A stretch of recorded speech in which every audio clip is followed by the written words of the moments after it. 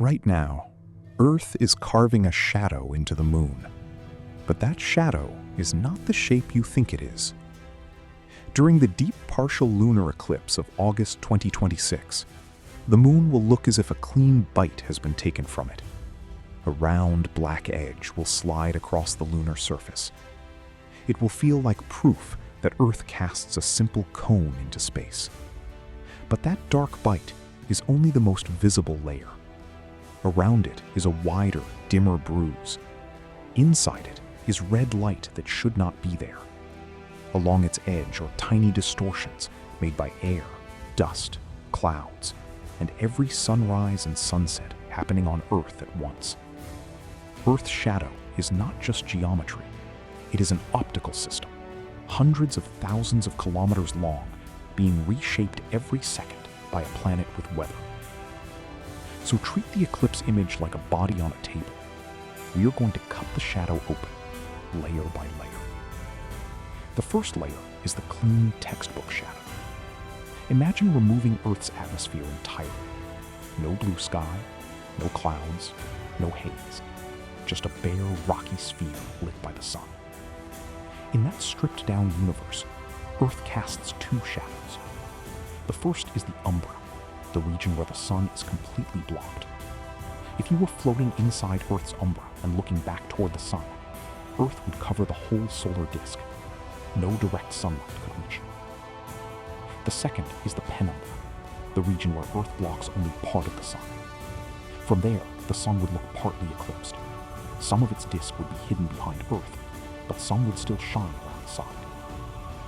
The reason there are two shadows is simple, but easy to forget. The sun is not a point. It has a visible width in the sky. From Earth and from the moon, the sun is about half a degree wide, roughly the width of your little fingernail held at arm's length. Because light comes from a disk, not a dot, Earth cannot cast a single sharp shadow. It casts a dark central region, surrounded by a soft partial region. Every real shadow from an extended light source has this structure. The shadow of your hand on a wall has a fuzzy edge for the same reason. A lamp has width. Different parts of the lamp can see around different parts of your fingers. For Earth and the moon, the numbers are large enough to make the structure visible.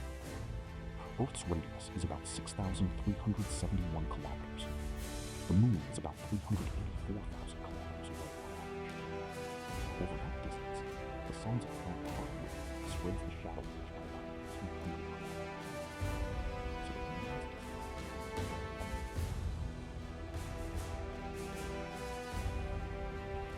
Already, the shadow is not just one cone. It is a cone nested inside a wider cone of partial darkness. A lunar eclipse is the moon passing through this double structure. In a penumbral eclipse, it only crosses the outer shading. In a partial eclipse, it enters the umbra, but misses the center. In a total eclipse, the whole moon fits inside the dark central region. The 2026 deep partial eclipse is useful because it refuses to hide the edge. The moon will not be swallowed neatly into full totality. Instead, the umbral boundary itself becomes the main character, a dark curve crawling over craters and Mario. It looks like a clean circle, but that is where the autopsy becomes more interesting, because even in the airless version, the clean edge is an illusion. A shadow boundary is not a wall, it is a gradient. If you could put a tiny camera at the moon during a lunar eclipse and move it slowly from the bright region into the umbra, the sun would not switch off like a lamp. It would shrink behind Earth. First, a small bite would appear in the solar disk. Then half the sun would vanish. Then only a thin crescent would remain. Finally, the last sliver would disappear. That slow disappearance is the penumbra. It is not an error in the shadow. It is the shadow's edge, stretched out by the sun's size. On the moon, this matters because the lunar surface is not a white screen. It is a rough, dark landscape. The moon reflects only about 12% of the sunlight that hits it. Its highlands, basalt plains, crater walls, and dust all scatter light differently. As Earth's penumbra crosses that terrain, the dimming is subtle at first. Many penumbral eclipses are hard to notice with the naked eye until the moon is well inside the outer shadow. The umbral edge looks sharper because the drop in light is stronger there. But even that boundary has a width. There is no infinitely thin line where sunlight becomes darkness. There is a region where the final fragments of the solar disk are being covered. The moon moves through this structure at roughly 1 kilometer per second relative to Earth's shadow. That sounds fast, but compared with a shadow edge thousands of kilometers wide, it is slow enough for the eclipse to unfold over hours. This is why eclipse contact times are not as clean as diagrams imply. Forced penumbral contact is almost invisible. Forced umbral contact is easier because the dark bite appears. But even then, observers are judging a gradient across a textured surface. The exact moment when the moon touches the umbra is not like a ball hitting a line. It is more like fog crossing a mountain range. And the shadow itself is moving. It points away from the sun, while Earth and the moon keep orbiting. During the eclipse, the moon is not passing through a frozen tunnel. It is crossing a moving cross-section of a shadow that is constantly being aimed by the Sun-Earth-Moon geometry. The usual diagram freezes everything, because it has to. But the real event is a choreography. Earth rotates inside the shadow. The moon moves through it. The sun illuminates Earth from one side. The boundary seen on the moon is a projection of all of that motion onto an airless surface. Up to this point, the shadow is still only geometry. It is already layered and fuzzy. But if Earth were truly airless, the umbra would be almost black. During a real lunar eclipse, the moon often glows copper, rust, or deep red. That means light is entering the place where the textbook says no direct sunlight should reach. The missing ingredient is a thin shell around Earth, less than 1% of the planet's radius, that changes the shadow more than the solid planet does at the edge. Earth's atmosphere acts like a lens around the planet. Not a glass lens with polished sides, but a spherical shell of air whose density changes with altitude. Near the ground, air is dense. Higher up, it thins. Light passing through that gradient bends gradually because it moves at slightly different speeds in air of different density. You see the same effect every day at sunrise and sunset. When the sun is touching the horizon, its light is being bent downward through the atmosphere. The sun you see is actually slightly below where it appears to be. Atmospheric refraction lifts it by about half a degree near the horizon, roughly the sun's own apparent diameter.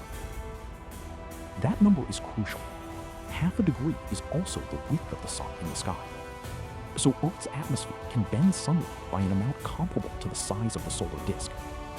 Rays that would have missed the moon, blocked by the solid Earth, can be curved around the planet and sent into the umbra.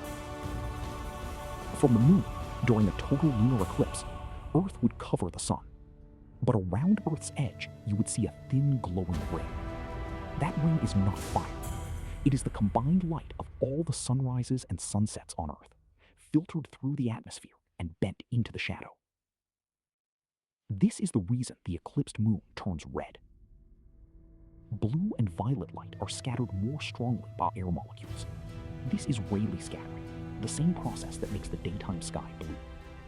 When sunlight takes a long, slanting path through the atmosphere, much of the blue light is scattered out of the beam. Red and orange wavelengths survive better. Ozone absorbs some yellow-green light as well. Aerosols and dust can remove still more wavelengths, especially when the path is long.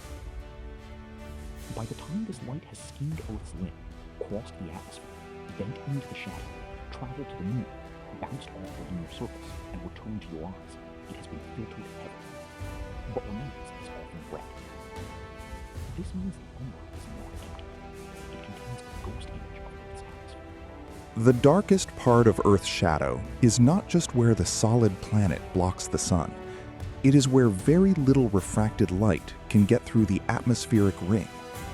The red glow is strongest where sunlight has found a clean path through the upper atmosphere. It is weakest where clouds, volcanic aerosols, or thick lower air have absorbed and scattered it away.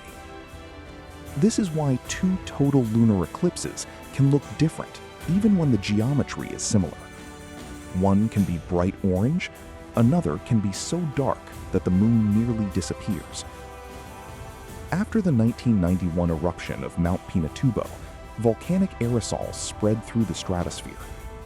The lunar eclipse of December 1992 was unusually dark. The geometry of Earth's shadow had not changed in any dramatic way. The atmosphere had. A layer of sulfate particles high above Earth filtered the sunrise ray before it could illuminate the moon. Now the shadow is no longer a clean cone, or even a fuzzy double cone. It is a cone with a weather report wrapped around it. But the atmosphere does something even stranger than redden the Umbra. It changes the apparent shape of Earth's edge. The solid Earth has a sharp limb. The atmosphere does not. At sea level, the air is dense and often cloudy. A few kilometers up, the air is clearer, but still thick enough to scatter strongly.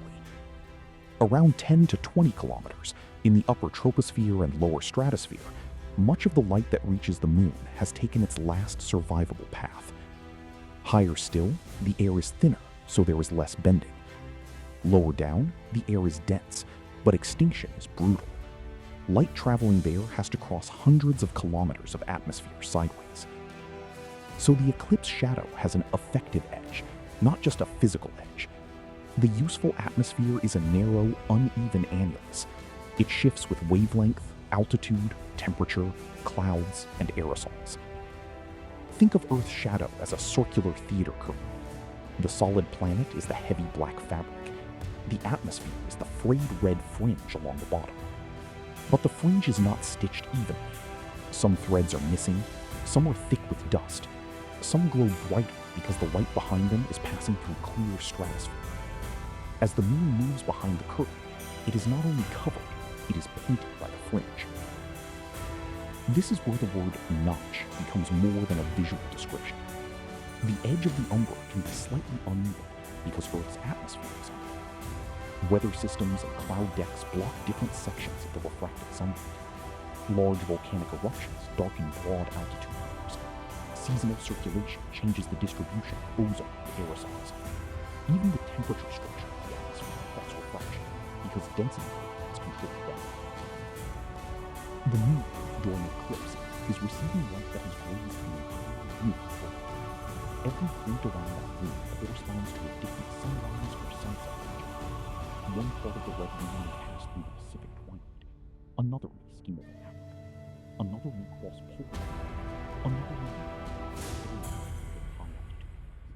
So the moon is not lit by a generic sunset. It is lit by thousands of local sunsets and sunrises stitched into a ring. This also means the color across the eclipsed moon is not perfectly uniform. During totality, one side of the moon can appear brighter or more orange than the other, depending on where it sits inside the umbra and which parts of Earth's atmospheric ring are sending light into that region. Near the edge of the umbra, the moon receives more refracted light. Deeper in, it receives less. If the moon passes north or south of the shadow center, the pattern shifts. For a deep partial eclipse, like the one in 2026, the contrast can be especially instructive. Part of the moon remains in direct sunlight. Part lies in the penumbra. Part is inside the umbra. In one object, at one time, you can see three lighting regimes layered together: bright sunlight, partial sunlight, refracted sunset light. The same lunar face becomes a screen for Earth's optical anatomy. And the scale is strange. The atmosphere responsible for this transformation is thin. If Earth were the size of a basketball, most of the dense atmosphere would be thinner than a coat of varnish.